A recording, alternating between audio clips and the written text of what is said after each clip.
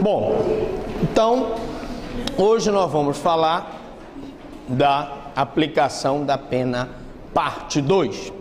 Na aula passada, nós falamos da aplicação da pena parte 1. Hoje nós vamos falar da aplicação da pena parte 2.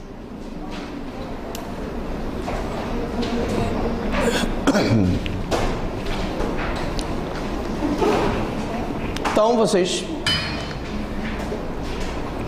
sabem que nós paramos na aula passada justamente aqui, na violação de dever funcional, né? Nós paramos nas circunstâncias agravantes e paramos aqui no abuso com abuso de poder ou violação de dever inerente a cargo, ofício, ministério ou profissão.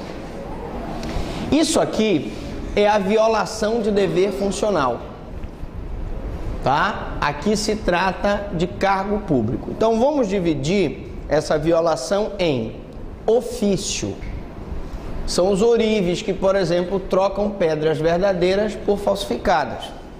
Nós estamos agora com uma onda de furtos a estabelecimentos, joalherias, né? Estabelecimentos comerciais, até residência de pessoas, e existe uma verdadeira quadrilha de receptação que troca as pedras verdadeiras por pedras falsificadas. Nós temos, por exemplo, ministério. Ministério é um ministério religioso, que tira proveito de segredo ouvido em confissão para chantagear a pessoa. Eu nunca tinha ouvido falar de um padre que tenha usado um segredo de confissão. A mulher vai lá, confessa com ele que está traindo o marido, e ele começa a chantagear, por exemplo, a mulher para que ela dê dinheiro para que ele não conte para o marido. Isso nunca aconteceu, mas pode ser como uma hipótese de abuso de ministério. Profissão: médico que pratica atos libidinosos com a cliente contra a vontade desta. Nós tivemos aqui no Brasil aquele médico de São Paulo, que era um dos maiores ginecologistas do Brasil, e nós tivemos recentemente na Europa um escândalo envolvendo um grande médico ginecologista europeu. Durante muitos anos, ele supostamente estaria molestando as suas pacientes. Começaram uma denúncia contra ele há uns anos atrás. Ela não foi julgada procedente, mas posteriormente várias mulheres começaram a denunciá-lo. E aí foi constatado que ele então usava da profissão de médico para praticar atos libidinosos contra a paciente. Com abuso de poder ou violação de dever inerente a cargo, ofício ou ministério. É a violação do dever funcional. Aqui também se trata de cargo público, né? Então nós já vimos aqui: ofício, ministério e profissão. Contra criança, velha, enferma, mulher grávida. Crime praticado contra criança, pessoa enferma ou mulher grávida é um agravante. Uma coisa é você praticar o crime contra uma pessoa adulta, outra coisa é você praticar o crime contra uma criança, né? Nós vamos ter uma situação mais repugnante, um juízo de censura maior, uma culpabilidade maior.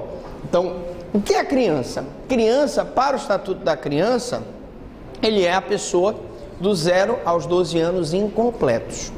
Completados 12 anos até os 18 anos incompletos, nós vamos ter o adolescente, tá? Mas há quem diga que a criança, o limite da idade de criança propriamente dita, até os 7 anos. A partir dos 8 anos já seria um pré-adolescente. Mas essa classificação que vale a classificação que está no ECA. E a classificação do ECA é criança de 0 a 12 anos incompleto, adolescente de 12 até 18 anos incompleto. Também é bom ressaltar, eu estou aqui apertando próximo, que o velho presume-se os maiores de 70 anos e em cada caso os que se assemelham.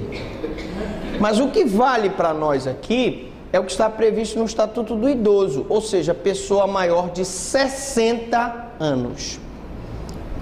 Qualquer conduta praticada contra uma pessoa maior de 60 anos vai ter um juízo de censura de culpabilidade maior. Daí isso é um agravante, agrava a pena da pessoa. Ok? Continuando.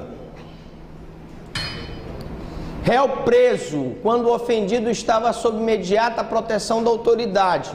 É o réu preso ou sendo conduzido pela autoridade, os internados em qualquer estabelecimento oficial, até alguém que esteja sob amparo da autoridade. E aí eu lembro daquela situação que se transformou até num filme, ônibus...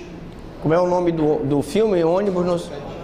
171?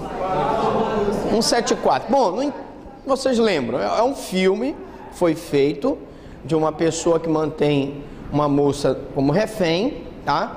E depois que ele se entregou, os policiais já estavam, o ofendido já estava sob imediata proteção da autoridade e eles sufocaram essa pessoa no camburão da polícia, ele morreu asfixiado, né?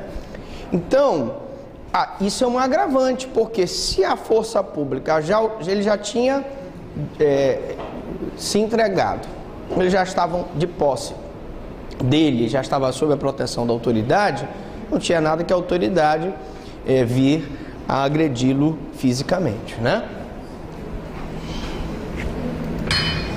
Em caso ou em ocasião de incêndio, naufrágio, inundação ou qualquer calamidade pública ou de desgraça particular do ofendido. É desgraça particular do ofendido, né? Imagine, por exemplo, que uma pessoa se aproveita de uma situação de naufrágio, incêndio, inundação, né? E existem muitas pessoas que se aproveitam. A casa fica fechada, vai lá o vândalo e saqueia a casa da pessoa numa ocasião de inundação. Então o juízo de censura, o juízo de reprovabilidade que você faz de uma situação como essa é maior do que uma situação normal. Quer dizer, o cara já está se prevalecendo da situação, daquela pessoa que já está numa situação de desgraça, né? De desgraça particular, um acidente, uma morte, para que ele então pratique um furto, subtraia bens pertencentes àquela pessoa. Realmente é muito mais reprovável do que uma situação normal. Quando o ofendido estava sob a imediata proteção da autoridade, contra crianças, já vimos essas situações todas, né? Em estado de embriaguez pré-ordenada. E aí nós temos que dividir a embriaguez, né? A embriaguez pré-ordenada é aquela em que o cidadão se embriaga para praticar o crime. Agora preste atenção, a embriaguez aqui, ela é ampla, não é só a bebida. Se o menor de rua, né? O adolescente que está na rua, menor de 18 anos, ele cheira cola de sapateiro para criar coragem para assaltar uma pessoa, é uma agravante, tá? Mas lembrando aos senhores que a criança não responde por crime, ela responde por medida protetiva. O adolescente, medida socioeducativa, ele não pratica crime, ele pratica ato infracional, só responde por crime aquelas pessoas maiores de 18 anos. Então, a embriaguez pré-ordenada é aquela em que o agente se embriaga para cometer o crime. O agente responde pelo crime e incide agravante sobre a embriaguez. O Mirabete diz que trata-se de actio libera in causa. É a ação que se libera na causa, ou seja, a embriaguez libera os sentimentos mais reprimidos da pessoa, faz com que a pessoa tenha mais coragem, né? Então nós dizemos que a embriaguez tem várias fases, né? Ela tem aquela fase do leão, ela tem a fase do macaco e tem a fase do porco. Não sabia disso? Na fase do leão, a pessoa começa a tomar a cerveja e entra na fase do leão. Ele é o mais forte, ele é o mais bonito, tem a juba mais bonita, entendeu? Ele é o que pega mais, entendeu? A fase do macaco, isso também vale para a mulher, né? Fase do macaco é quando ele já está, como diria, para lá de Bagdá, já está meio, né? Aí ele começa a rir, começa a ficar engraçado, começa a pular, fazer macaquice. E tem a fase do porco, né? É porque já é o coma alcoólico, o cara já começa a vomitar, né? Então tem essa fase da embriaguez. Essa embriaguez aqui é uma circunstância subjetiva, que evidentemente terá que ser analisada sobre o sujeito, se ele estava ou não e se ele se embriagou para praticar o crime.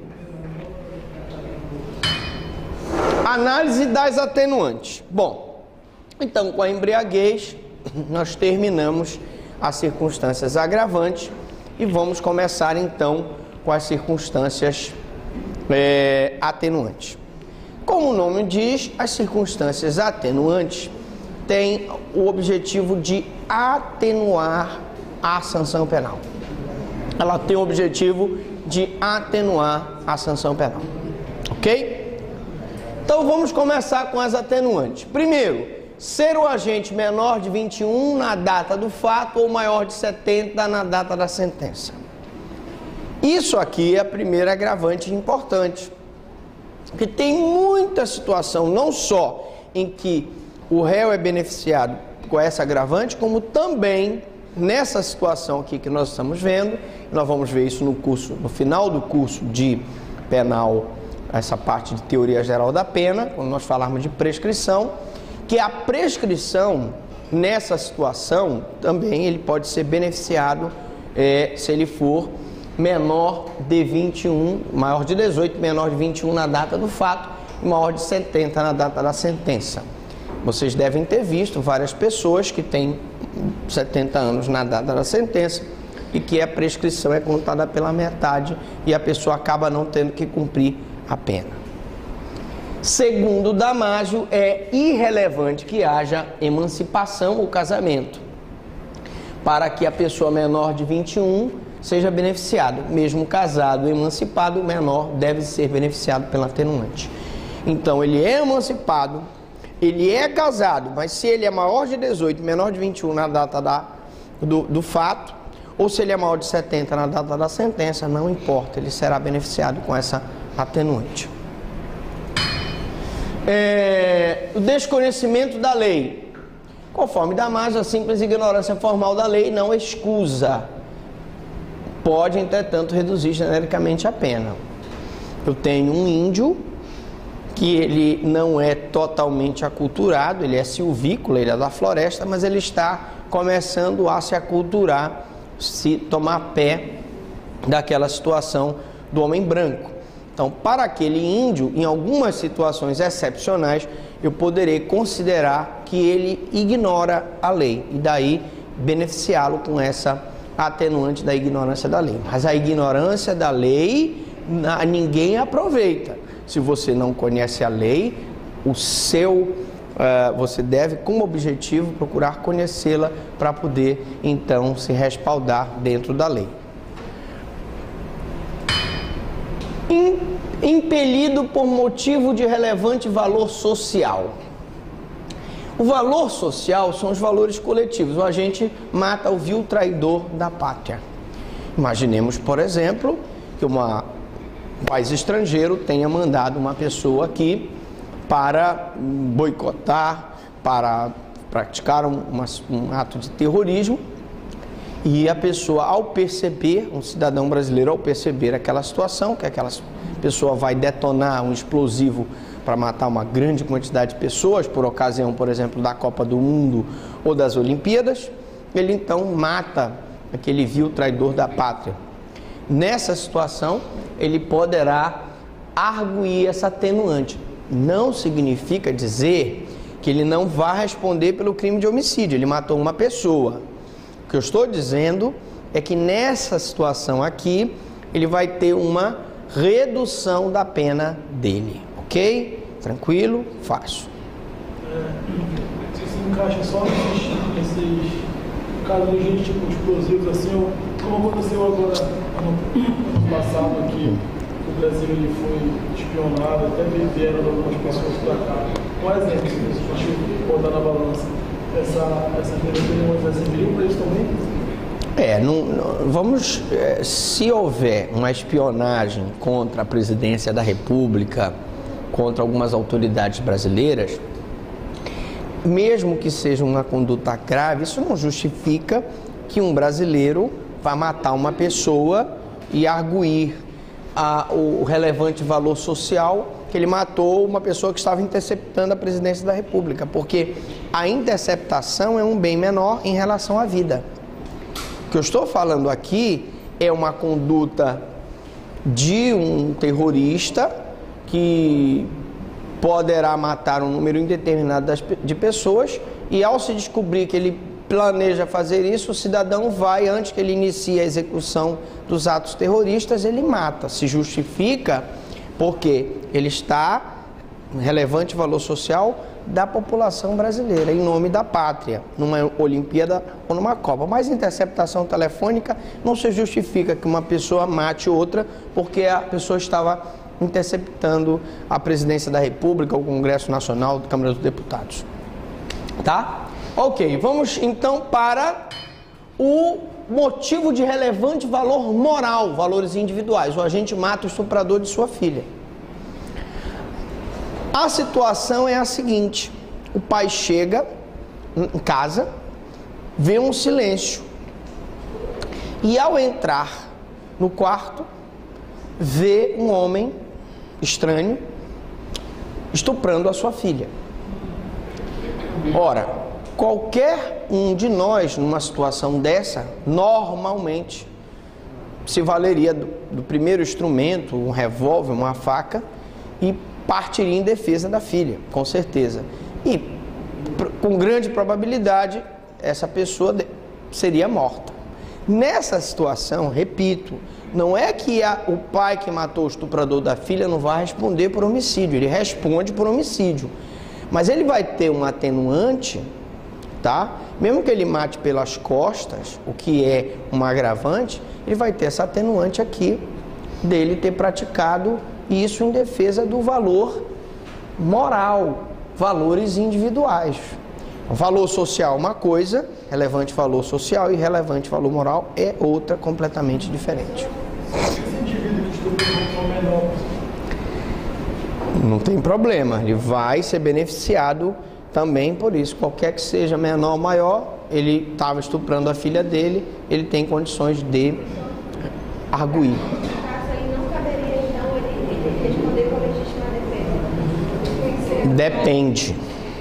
Depende.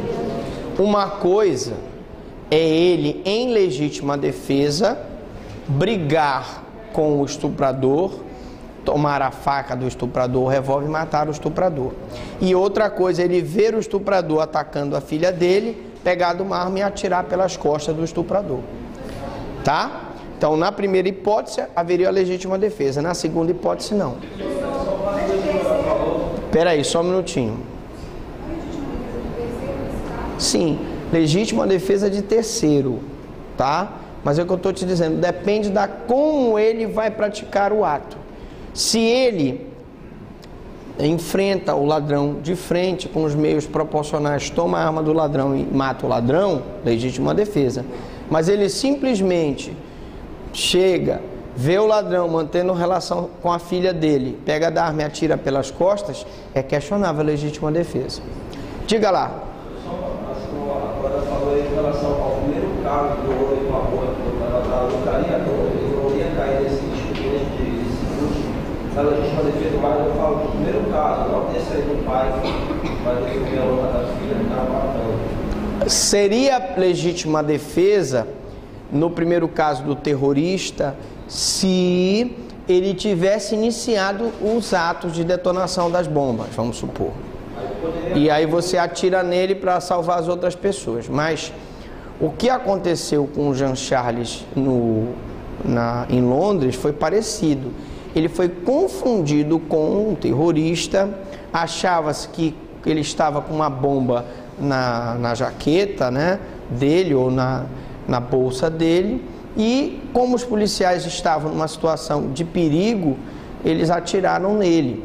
Então aí houve um erro realmente da polícia britânica, mas ele não estava em situação de... O Jean Charles não estava lesionando nenhum bem jurídico. Eu só posso arguir a legítima defesa, e vocês devem ter visto a legítima defesa no curso de Penal 1, quando existe um ataque ao bem jurídico e há uma reação ao ataque do bem jurídico. No caso do estuprador, há uma reação, né? Mas vamos supor que o pai chegue lá e o cidadão esteja mantendo relações sexuais com a filha consentida, e ele pega e atira no cidadão. Não há legítima defesa, porque não havia ataque ao bem jurídico, já que a filha estava consentida com a prática da relação sexual. Deu para entender? Então vamos continuar. Ok. Procurando por sua espontânea vontade, com eficiência logo após o crime, evitar-lhe ou minorar-lhe as consequências, né? Antes do julgamento, reparando o dano. Ora, aqui nós temos uma situação em que, primeiro, procurando por sua espontânea vontade com eficiência logo após o crime, evitar-lhe ou minorar-lhe as consequências. Suponhamos que nessa situação em que o pai chegou lá e viu a filha sendo atacada e deu o tiro no cidadão, se ele pegasse o cidadão, colocasse no carro e levasse para um hospital, ele tentou, por sua espontânea vontade com eficiência, logo após o crime, evitar e minorar as consequências.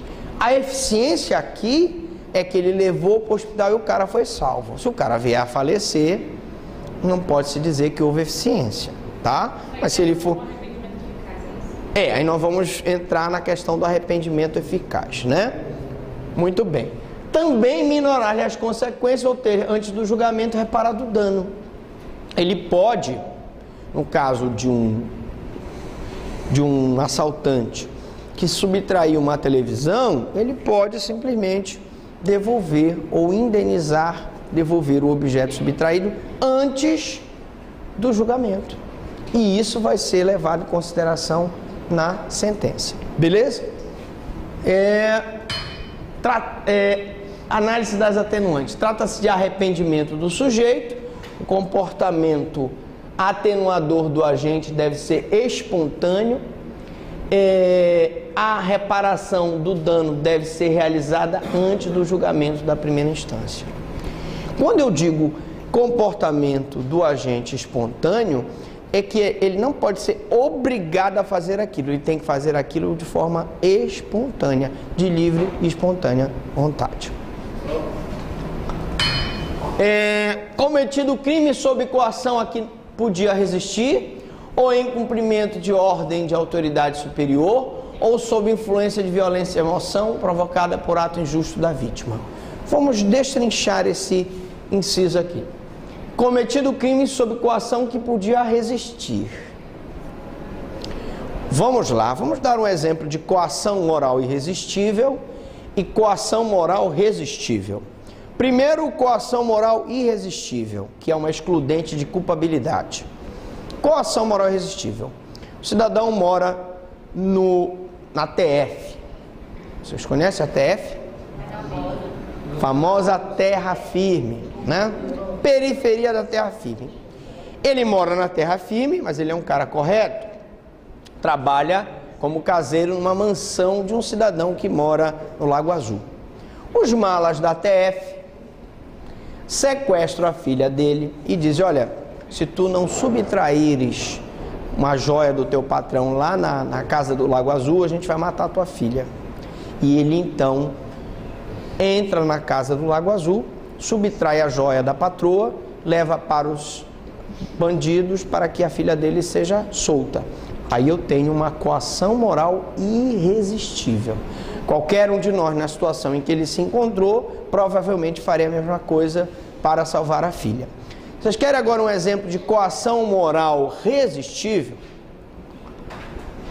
Temos também uma secretária, né? Uma empreguete, secretária, uma pilota de fogão, pilota fogão. Bom, essa moça também mora no Guamá, pode ser o Guamá? Tá bom, Guamá? Guamá?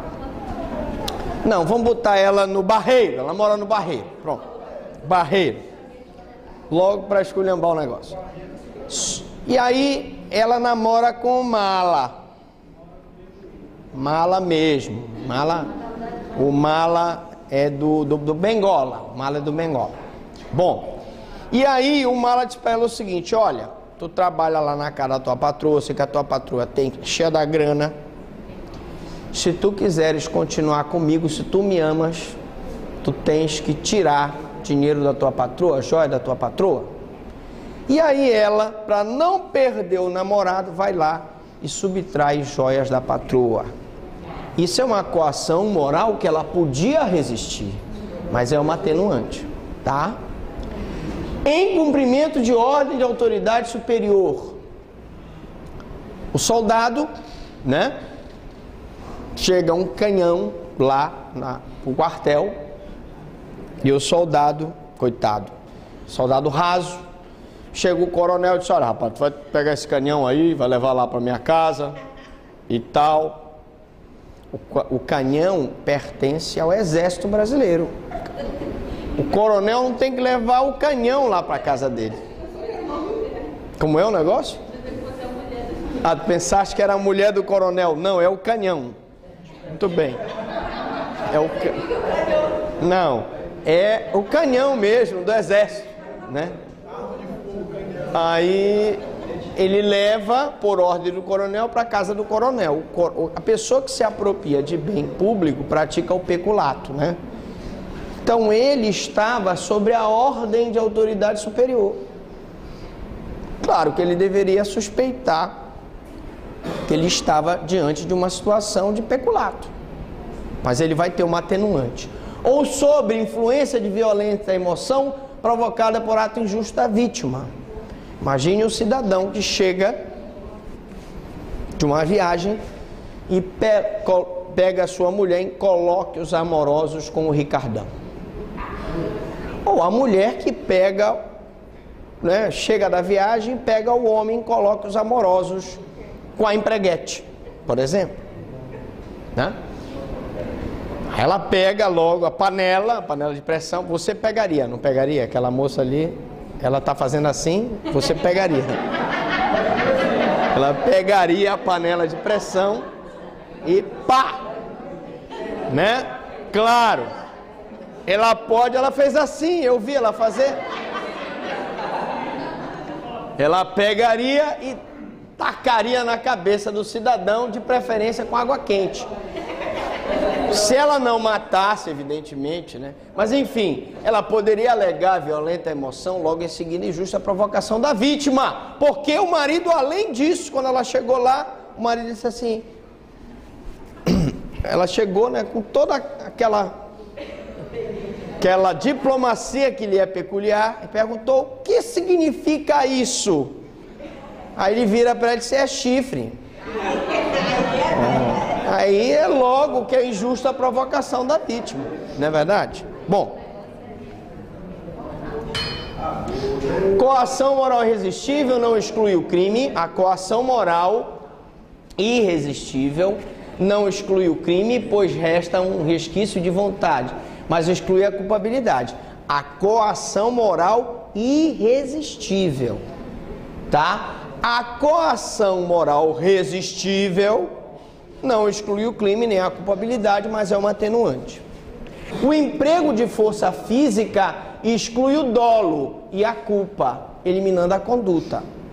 Então preste atenção, coação moral, se você está sob a mira de um revólver e o cara está dizendo, assina esse contrato aí, assina essa escritura pública aí, senão eu te mato. E você assina ou falsifica esse documento, senão eu te mato, tu não pode responder pela falsificação, porque aí o emprego de força física exclui o dolo e a culpa, eliminando a conduta. O fato é considerado atípico. Tu não praticaste falsificação de documento porque a pessoa estava usando força física para ou grave ameaça para te impelir a praticar aquela conduta. Cuidado, hein? No caso desses casos de assalto ao banco que a gente vê muito no interior, que eles pegam a família do gerente, por exemplo, com ameaça. Coação moral irresistível. Num caso como esse, por exemplo, a filha está sob a arma lá na casa, ele sabe que eles podem matar. Se o sequestro... Não exclui o crime, mas exclui a probabilidade. Preste atenção. Vamos raciocinar. Você diz: o sequestrador vai no interior, faz a família do gerente do banco de refém, faz o gerente subtrair todo o dinheiro para ser entregue para o sequestrador. Aí eu tenho um exemplo típico de coação moral irresistível. Não exclui a tipicidade, não exclui, o fato é típico e é ilícito. É típico porque o gerente foi lá e subtraiu coisa alheia móvel. Então, não é um fato típico. Não é ilícito porque ele não está albergado nem pela excludente da legítima defesa, nem pela excludente do estado de necessidade, nem está em estrito cumprimento do dever legal, nem em exercício regular do direito. Todavia, o fato não é culpável. E aí se exclui a culpabilidade porque ele está sob coação moral irresistível. Se ele não for no banco e subtrair o dinheiro e entregar para os bandidos vão matar a sua família.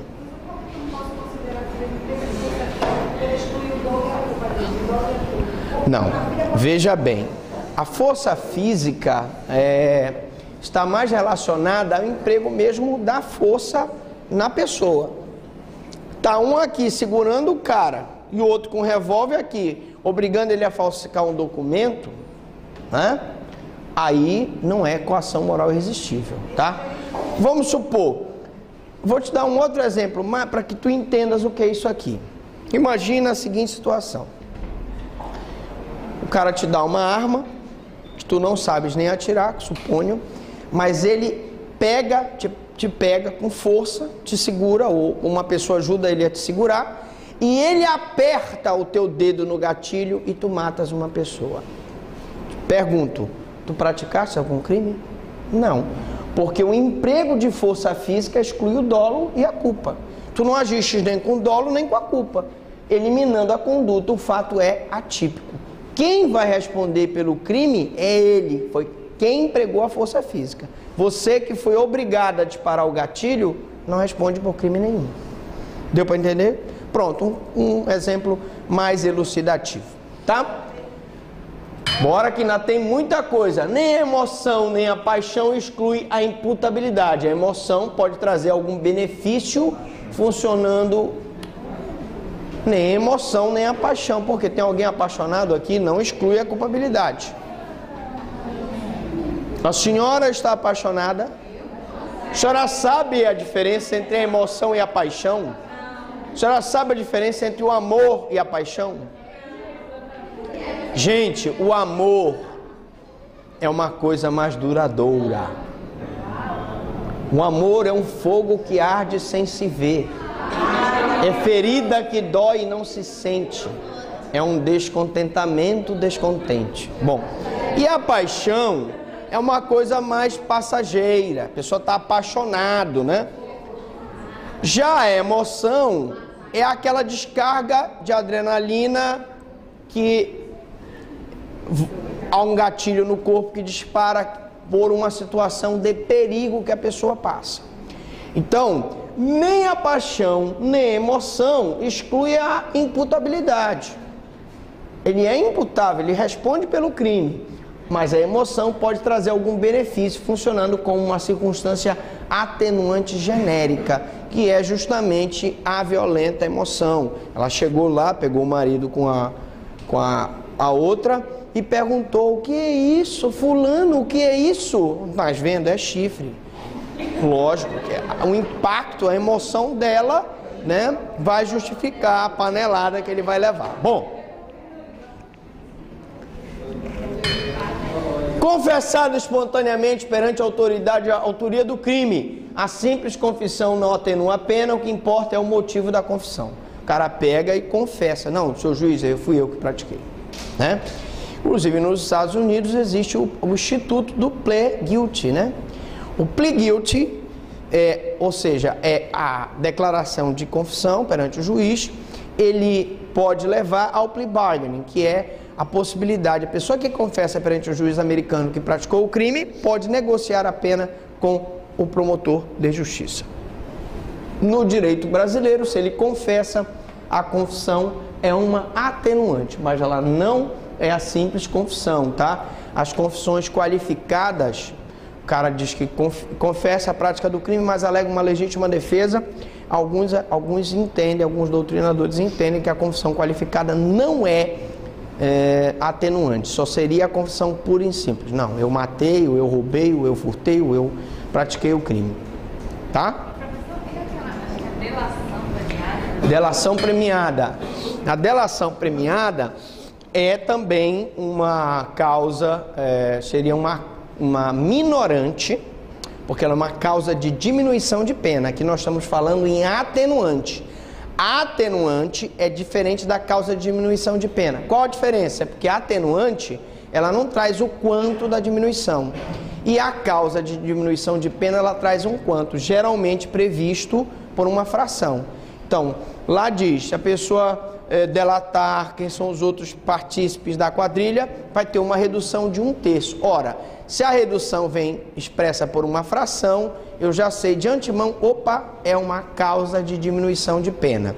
Lembrando que nós temos as circunstâncias judiciais, as agravantes, as atenuantes. E por último, nós vamos ver as majorantes, que são as causas de aumento de pena, e as minorantes. Ambas se caracterizam por trazerem uma fração que aumenta ou diminui a pena, tá? Então, a delação premiada é uma causa de diminuição de pena, não uma atenuante. Se tiver mais de uma atenuante na situação, todas são levadas? Sim, nós vamos ver vamos daqui a pouco ver um dispositivo que diz que abrange essa situação. Normalmente o juiz aplica as circunstâncias preponderantes do fato. Para a nossa aplicação da pena, nós vamos usar um esquema. Para cada circunstância agravante aumenta 6 meses se for reclusão, ou para cada circunstância atenuante vai diminuir 6 meses. Se for o crime punido com detenção, para cada agravamento da pena vou ter 1 mês a mais, ou para cada atenuante eu vou ter 1 mês a menos. Mas vamos deixar esse quantum para o momento oportuno. Por enquanto estamos aqui. O arrependimento demonstrado merece pena menor com fundamento na lealdade processual. Então a confissão dele, que mostra um arrependimento que levou ele a confessar, é que deve ser levado em consideração por ocasião da confissão. Cometido o crime sob influência de multidão, tumulto que não provocou. Imagine, por exemplo, uma situação em que alguém provoca um incêndio aqui nessa sala e aquele rapaz, veja como ele é um rapaz alto, forte, né? Ele sai igual um cavalo brabo lá de trás e esse rapaz aqui, coitado, magrinho, fraco, está aqui na porta. Ao se levantar, aquele monstro passa por cima dele igual um trator. Ele vai estar lesionado, mas ele vai poder arguir que ele estava praticando o crime sob a influência de multidão e tumulto que não provocou. Já pensou esse corre-corre na sala? Os pequenininhos é que se lascam, né? Né? Por exemplo, esse rapaz aí, esse pior ainda. Se ele pisar em cima do nosso amigo... Né? Circunstâncias inominadas, atenção, são circunstâncias que escapam à especificação legal. Na aula passada eu expliquei para uma das alunas que o direito penal ele tem muito essa história da tipicidade. Você deve ajustar a conduta a um tipo penal e não se permite ficar muito aberto esse tipo, porque aí eu estaria violando os princípios do próprio direito penal. Quando eu falo em circunstância inominada, eu falo em circunstância atenuante inominada. O que for para beneficiar o réu, até aceita-se essa interpretação extensiva. Então eu tenho como exemplo aqui a confissão espontânea de crime imputado a outrem, tá? Casamento do agente com vítima de lesão corporal, né? Ora, o juiz pode levar em consideração, né? Vamos supor que os dois estão indo para uma festa. Ela no carro e ele no outro carro. E lá, os dois ainda estão aprendendo a dirigir. Ele bate no carro dela intencionalmente, por algum motivo, e lesiona ela. Mas ao lesioná-la, pensando ser outra pessoa, ele acaba se apaixonando por ela. Aquela lesão, mas é um relacionamento. Desse relacionamento eles casam. O juiz pode levar em consideração esse casamento para atenuar a pena da lesão corporal que ele praticou contra ela. É isso que eu quero dizer. São circunstâncias inominadas, tá? Que o juiz vê no caso concreto se vale a pena aquela conduta ser recepcionada como atenuante. Bom, agora sim, agora vamos começar a falar das causas de aumento ou diminuição de pena. Peguem, por favor, aí, alguém já pega o Código Penal e já começa a localizar aqui, a gente lê daqui e eu leio aqui no microfone para todo mundo ouvir, beleza? Vamos lá. Na parte geral, encontramos as seguintes causas de aumento e diminuição de pena. Prestem muita atenção no seguinte detalhe: toda vez que eu falar numa causa de aumento ou diminuição de pena, ela terá um quantum de aumento e um quantum de diminuição que virá expresso numa fração. Quer ver? Vamos lá. Quem vai ler aí? O senhor vai ler? Leia, por exemplo, a primeira, diminuição de pena, artigo 14, parágrafo único. Pena cometida em prisão simples. Artigo 14 do Código Penal. Salvo disposição em contrário, pune-se a tentativa ou a pena correspondente ao crime consumado, diminuída de 1 a 2 terços. Salvo disposição em contrário, pune-se a tentativa com a pena do crime consumado, diminuída de 1 a 2 terços. Aí você, olha, o professor Franklin falou, eu estou ouvindo aqui uma fração. Toda vez que eu ouvir diminuída de 1 a 2 terços, fração, eu já sei que é uma causa de diminuição de aumento de pena. Se ela diminuir, no caso da tentativa, diminuição. Se ela aumentar, aumento. Outra, 24, parágrafo 2º. Embora seja razoável exigir-se o sacrifício do direito ameaçado, a pena poderá ser reduzida de 1 terço a 2 terços. Embora seja razoável o sacrifício do direito ameaçado, a pena pode ser reduzida de 1 a 2 terços, né? Nós falamos aqui, ainda há pouco, que o cara matou o cidadão que estava interceptando a comunicação telefônica ou telemática da Presidência da República. E eu estava dizendo que, embora não seja razoável o sacrifício do direito ameaçado, vida contra a interceptação, a pena poderá ser diminuída de 1 a 2 terços. Diminuída de 1 a 2 terços, ouvi fração, causa de diminuição de pena. Continue. Vamos agora para... Vocês, por favor, olhem para a gente não perder muito tempo em casa, cada um desses dispositivos, e vocês verão, sem exceção, que todas trazem uma fração, tá? Se aumentar, causa de diminuição. Se aumentar, causa de aumento. Se diminuir, causa de diminuição. Vamos para o artigo 70, caput? Leia aí, por favor. Não, vamos para o 71. Vamos para o 71. Concurso formal. Leia. Quando o agente, mediante mais de uma ação ou omissão... Quando o agente, mediante mais de uma ação ou omissão... pratica 2 ou mais crimes... pratica 2 ou mais crimes da mesma espécie, pelas condições de tempo, lugar e modo de execução, e outras semelhantes, deve os subsequentes serem havidos como os primeiros. Sim. Como continuação do primeiro. Então aí não é formal, é o concurso de crime continuado, que nós também vamos ver no decorrer desse curso. Sim. E aí continue, lá embaixo. Aplica-se a pena de um só dos crimes idênticas ou a mais grave ser diversas, aumentada em qualquer caso de 1/6 a 2/3. 1/6 a 2/3. Opa, aumentada de 1/6 a 2/3. Quando o professor Franklin treinou meu ouvido, se eu ouvir uma fração, aí é uma causa de aumento de pena. Então, o concurso de crime continuado é uma causa de aumento de pena, tá? Então, toda vez que eu tiver uma fração aumentando ou diminuindo, serão causas de aumento ou diminuição de pena.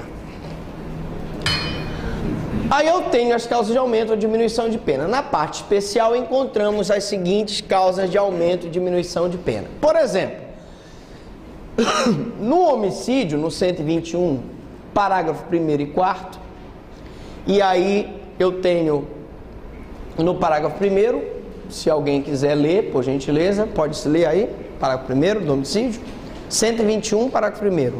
Se o agente comete um crime impelido por motivo de relevante valor social ou moral, ou sob o domínio de violenta emoção, logo em seguida, a injusta provocação da vítima, o juiz pode reduzir a pena de 1/6 a 1/3. O juiz pode reduzir a pena de 1/6 a 1/3 se ele pratica o fato imbuído de violenta emoção, logo em seguida injusta provocação da vítima. Opa! Diminuída de 1/6 a 1/3. Ora, então é uma fraçãozinha, diminuída de 1/6 a 1/3. Então isso é uma causa de diminuição de pena. Vamos ver aqui, não estão as que eu gosto mais, né? Que geralmente eu coloquei aqui as menos comuns, né? Mas vamos ver aqui o 150, parágrafo 2º, só para a gente dar mais um exemplo aí, o resto vocês, por favor, olhem o código, né? Aumentar-se a pena de 1/3 se o fato é cometido por funcionário público fora dos casos legais. Olha só, aumenta-se a pena de 1/3 na invasão de domicílio se o indivíduo for funcionário público. Opa, aumenta de 1/3, 1/3 é a fração. Então, se é fração, causa de aumento de pena. Deu para entender qual a diferença entre agravante, atenuante, causa de aumento e causa de diminuição? Tranquilo, né? Vamos continuar. São circunstâncias legais, especiais ou específicas previstas na parte especial do CP que, agregadas à figura típica fundamental, têm a função de aumentar a pena. Então, as circunstâncias qualificadoras, que nós vamos ver a partir de agora, são circunstâncias legais especiais ou específicas previstas na parte especial do CP, que, agregadas à figura típica, têm a função de aumentar a pena. Quando a norma prevê uma causa de aumento e diminuição na descrição dos crimes, não menciona o mínimo e o máximo, traz apenas o quanto, que é expresso numa fração. Quando a norma prevê uma qualificadora na descrição dos crimes, menciona o mínimo e o máximo. Então, professor, a gente viu as circunstâncias judiciais, as atenuantes, as agravantes, vimos as causas de aumento e diminuição e agora nós vamos começar a ver as qualificadoras. A pergunta é: qual a diferença entre uma causa de aumento e uma qualificadora? Aí é que está. Vamos para cá para o quadro. Se nós pegarmos aqui, ó, deixa eu ver se dá aqui para a gente mostrar aqui no quadro para vocês. Dá pra gente ver aqui. Olha, se vocês pegarem um crime de homicídio previsto no caput do CP, vocês vão verificar que a pena é de 6 a 12 anos, não é? Pena do homicídio previsto no caput é de 6 a 12 anos. Mas se vocês pegarem o homicídio no artigo 121, qualquer que seja a hipótese do parágrafo 2º, eu vou ter a pena de quanto? Diga aí. 12 a 30 anos, não é isso? Por favor, localize o parágrafo 2º. 6 a 20, desculpe, 6 a 20 anos, e no homicídio qualificado 12 a 30. O que vocês observam? Houve um aumento da pena mínima, que era 6 e passou a ser 12, e houve um aumento da pena máxima, que era 20 e passou a ser 30. Quando eu tenho um aumento da pena mínima e um aumento da pena máxima, eu tenho uma qualificadora. Outro exemplo. Se eu pegar o artigo 155, caput, furto simples, eu vou ter uma pena de 1 a 4 anos. Confirme para mim, por favor. 1 a 4 anos. Mas se eu pegar o parágrafo 4º, artigo 155, parágrafo 4º, eu vou ter uma pena de 2 a 8 anos. Ora, se eu tive um aumento da pena mínima, que era 1 e passou para 2, e se eu tive um aumento da pena máxima, que era 4 e passou para 8, eu tenho um furto simples aqui eu vou ter um furto qualificado. Professor, e qual a diferença da qualificadora para a causa de aumento? É porque a qualificadora, há aumento da pena mínima e da pena máxima, e a causa de aumento ou a causa de diminuição não traz um aumento da pena mínima e da pena máxima, ela traz apenas uma fração. Ela vem representada por uma fração, que é 1/3, 2/3, 1/6 e etc. Deu para entender isso? Fácil, difícil? Toda vez que eu tiver uma situação em que o crime ele aumenta a pena em relação ao caput, que é a figura típica do caput, ele tem um aumento da pena mínima e da pena máxima, eu tenho uma qualificadora. Toda vez que eu tiver aumenta-se a pena de 1/6, aumenta-se apenas de 1/3, ou diminui-se a pena de 1/3, a metade, eu tenho uma causa de aumento ou diminuição de pena, que sempre virá em fração. Fácil, deu para aprender, tranquilos. Vamos lá. Então, fase de fixação da pena. As fases são 3 fases, né? Nós já vimos as circunstâncias judiciais, as circunstâncias legais, que são agravantes e atenuantes, e as causas de aumento e diminuição. O critério adotado no Código Penal brasileiro é o critério do Nelson Hungria. Só para efeito de informação, nós temos um outro critério que foi feito pelo Roberto Lira, que foi o critério bifásico, que não foi adotado por nós. No nosso caso, o critério adotado é o critério trifásico do Nelson Hungria, que diz que, na primeira fase, o juiz fixa a pena base, levando em consideração as circunstâncias judiciais. Então, a pena base do crime sempre deve ser fixada, levando em consideração as circunstâncias judiciais. Fixada a pena base, a gente vai para a segunda fase. Professor Franklin, o que se faz na segunda fase? Né? Só um esclarecimento aqui. Pena base para Nelson Hungria é o quanto encontrado pelo juiz com fundamento nas circunstâncias judiciais, abstraindo-se as circunstâncias legais genéricas, agravantes e atenuantes e as causas de aumento e diminuição. Ou seja, primeira fase, só circunstâncias judiciais. Tranquilo? Posso continuar? Segunda fase.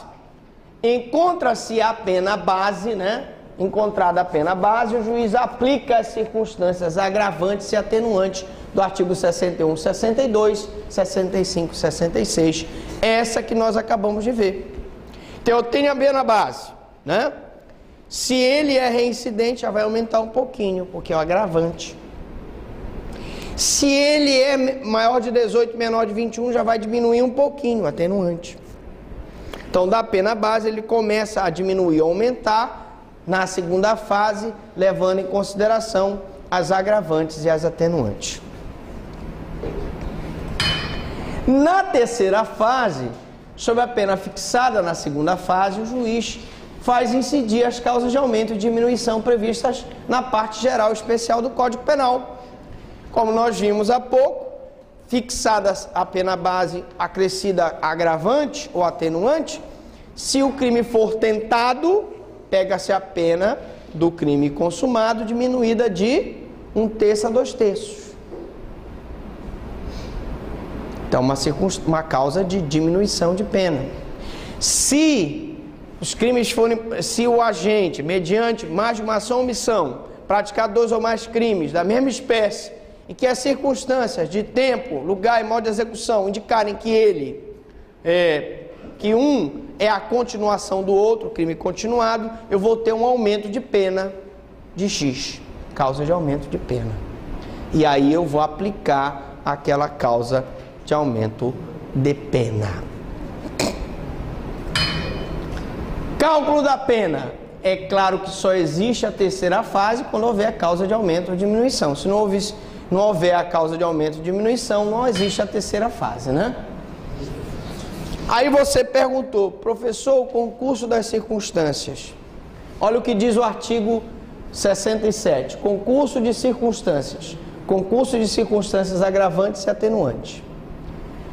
No concurso de agravantes e atenuantes, a pena deve aproximar-se do limite indicado pelas circunstâncias preponderantes, entendendo-se como tais as que resultam dos motivos determinantes do crime, personalidade do agente e da reincidência. No caso das agravantes, os motivos preponderantes, ele matou o pai para ficar com a herança, da personalidade, um elemento extremamente agressivo, e da reincidência. E é possível que o fato apresente circunstâncias qualificativas e atenuantes, ou seja, várias circunstâncias. Então eu tenho, o juiz então prepondera as que de natureza subjetiva, calcadas na personalidade do agente, nos motivos determinantes da prática da infração. Se as circunstâncias se equivalerem, uma neutraliza o efeito agravador ou atenuador da outra. Se você dá 6 meses para um atenuante, você vai diminuir de 6 meses que tem de uma agravante e uma vai anular a outra. É isso que nós vamos ver no cálculo da pena, tá? A menoridade prepondera sobre todas as outras circunstâncias, inclusive sobre a reincidência, artigo 65. Portanto, se o agente é menor de 21 anos, sua menoridade prepondera sobre as demais circunstâncias. Mesmo ele sendo reincidente, se ele for maior de 18, menor de 21, essa menoridade prepondera sobre as outras circunstâncias. E no concurso de causas de aumento e diminuição, que também pode ter, eu não só posso ter concurso de agravantes e atenuantes, mas posso ter o concurso de causas de aumento e diminuição. Então diz o artigo 68, parágrafo único, que no concurso de causas de aumento ou de diminuição prevista na parte especial, pode o juiz limitar-se a um só aumento ou uma só diminuição, prevalecendo todavia a causa que mais aumenta ou a causa que mais diminua.